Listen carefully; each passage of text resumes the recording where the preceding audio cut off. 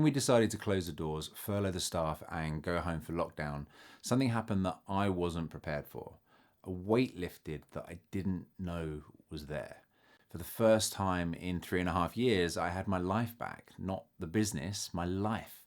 Time with my wife without the constant background pull of what needed doing and what had gone wrong and what needed to be managed tomorrow. We had a garden, we had each other, we had nowhere to be and nothing demanding to be fixed. And the relief was proportional to the weight that I'd been carrying, which told me something about the weight I hadn't been willing to see clearly while I was under it. Shiv, my wife, said it was good to have that version of me that she remembered back. And I've thought about that line a lot since, because what she was describing wasn't a dramatic return of some better self.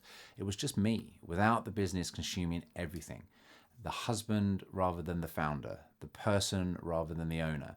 And the fact that she'd missed that version, that it had been absent for long enough that its return was noticeable and worth naming, told me more about what the previous 3.5 years had cost me more than anything that I'd been able to say to myself at that time. And I want to be honest about something else from that period, because I think it matters for the founders watching this.